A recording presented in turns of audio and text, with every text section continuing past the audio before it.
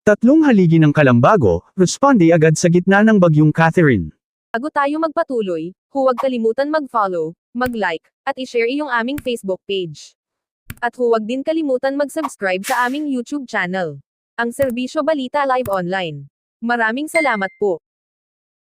Sa gitna ng pananalasa ng Bagyong Catherine sa buong Luzon, at sa matinding pagbuhos ng ulan na sinabayan ng humahagupit na hangin, agad na nirespondehan ng tinguryang Big 3 o haligi ng pamahalaang Kalambago, kasama ang mga kawani ng City Risk Reduction Management, lokal na kapulisan, mga bumubuo ng Barangay Quick Response Team, mga non-government organizations tulad ng Kalamba Texters Clan at iba pa, ang paglilikas sa mga naapektuhang mga pamilya sa iba't ibang mga barangay, partikular na sa mga lugar na nasa baybay ng lawa ng Laguna. Nagsagawa ng agarang pamamahagi ng tulong ang Big 3 o haligi ng Team Kalambago, na sina Mayor Ros Rizal, Vice Mayor Attorney Toti Lazaro, at Calamba-Lone District Representative Cho Hernandez. Nang unang gabi pa lang nang bumuhos na ang malakas na ulan, personal na hinatira ni Mayor Rizal ng mainit na lugaw, bigas, at iba pang mahahalagang kagamitan ang mga nauna nang nailikas na mga pamilya sa mga evacuation sites sa mga lubhang naapektuhang barangay. At kahit sa kalagitnaan ng malakas na bagyo ay hindi nito napigilan ang alkalde na damayan ang kanyang mga kababayang nangangailangan ng agarang tulong. Nagpatuloy naman ang pag-ikot ni Mayor Rizal sa iba pang mga barangay hanggang sa madaling araw. Nagpalabas naman ng mga sasakyan si Vice Mayor Attorney Lazaro para sa pagsagip at paghatid ng mga pamilyang nililikas patungo sa mga evacuation sites.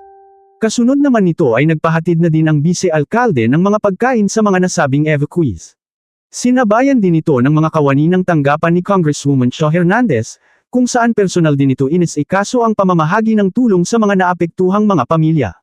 Pinangunahan naman ni Mayor Ros Rizal ang pagsisiyasat sa mga tulay ng Barangay Bañadero, Parian, at San Juan, na nagkaroon ng nakakabahalang pagtaas ng tubig sa mga ilog dito. Pinag-utos na din ng alkalde na magsagawa ng mga clearing operations sa mga barangay kung saan may mga nabuwal na mga puno lalo sa mga kalsada dito. Sa halos 3 araw na pagdaan ng Bagyong Catherine, matitinding pinsala man ang hinatid nito sa mga residente ng lungsod ng Kalamba, nananatiling matatag ang mga Kalambenyo, at handang harapin ang anumang pagsubok na darating, dahil nananatili silang naniniwala at nagtitiwala, na anumang unos ang dumating, at magtangkang bumalik, basta't sama-sama, nagtutulungan, nagdadamayan, at nagkakaisa, kayang malimpasan at mapagtagumpayan ang bawat laban sa buhay.